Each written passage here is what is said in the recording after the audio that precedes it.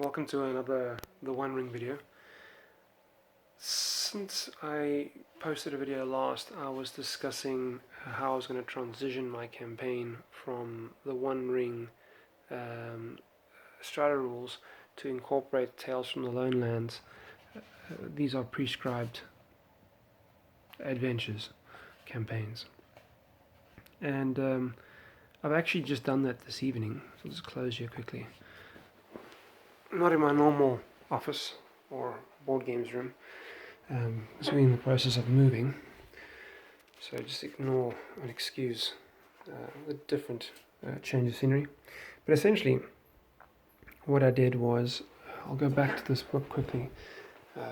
As I said last time, I was busy with the campaign here by the Tower of Orthanc, Isengard, and I wanted to get up to the Lone Lands. It's actually Bree is where the first part of the campaign adventure of this book starts.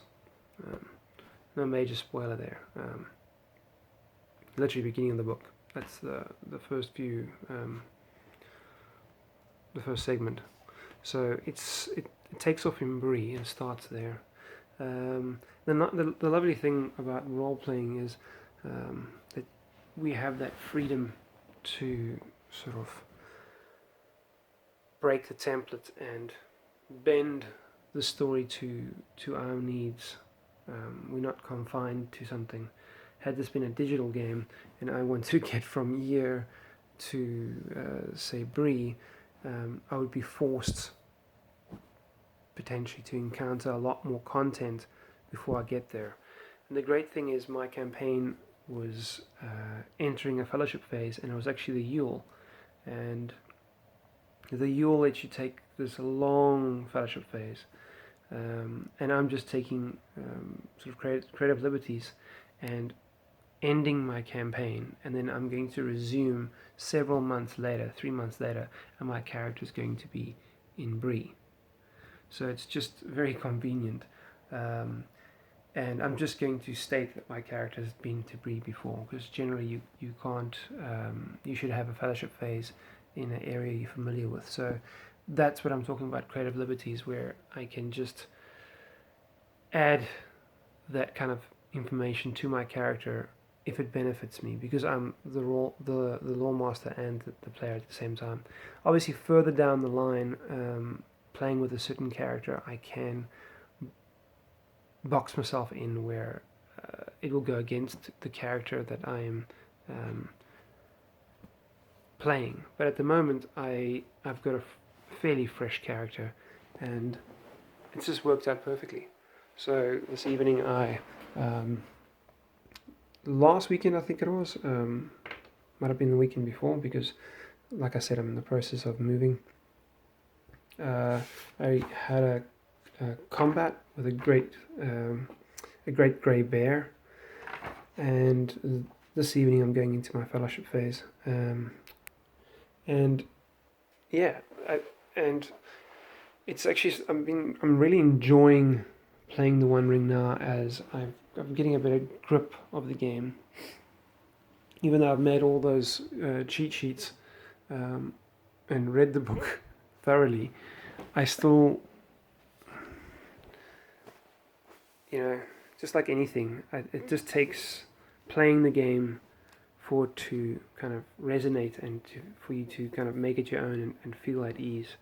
So I'm actually at that stage where I'm still just finding my feet. I've played the One Ring first edition, and it's literally just through playing the game that it sort of disarms the game and removes that barrier. So I'm really excited that those walls are starting to come down as far as my understanding of the game. And yeah, like I said, I just keep referring to, I was just now doing combat this evening. Oh, it was actually this evening I did combat. I started it 2 weeks ago, and I picked it up this evening. So I managed to escape from combat with this great grey bear, and then went straight into fellowship, and it flowed quite smoothly. And then grabbing the tales from the Lone Lands and starting off the the campaign, the adventure in Bree, it's quite exciting. One thing I would say is using this book for solo play, you're going to learn things before the time. So if you're busy reading, and you'll actually, just like any book, you'll learn what's coming, so that there won't be much surprises. But in many ways, as you're reading it, the surprise is there. So as the lore master, you read it, it's like, oh wow, that's going to happen. So you do get surprised, like any book that you read. So you're still going to get that excitement and that surprise. But when it comes to actually playing it, you kind of need to remove that knowledge, and you need to role play your character in that scenario, and you don't want to hand them that information.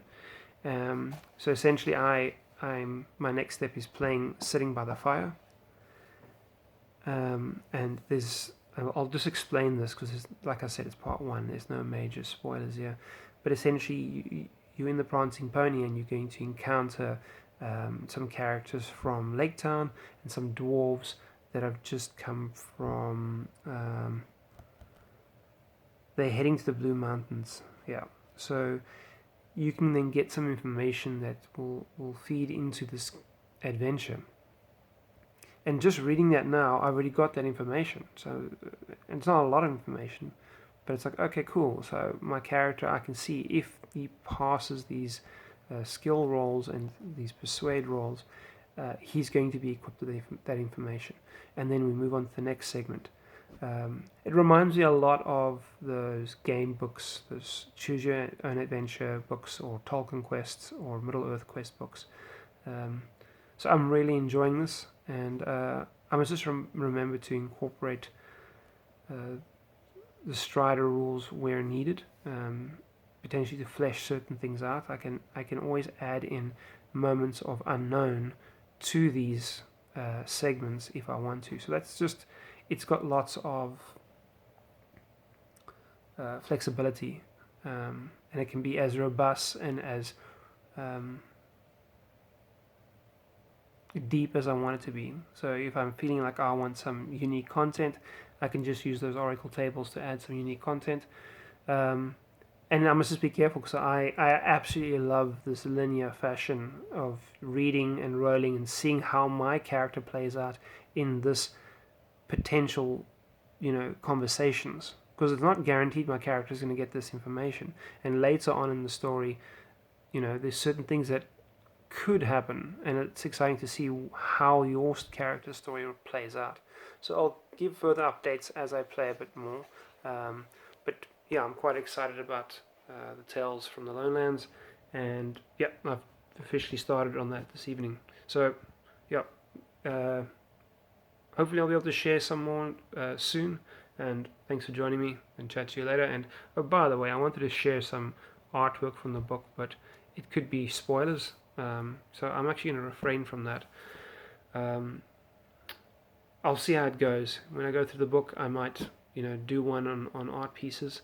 Once I've covered a lot of the content, I can make a judgment call if that's safe to do a art one. Anyways, take care.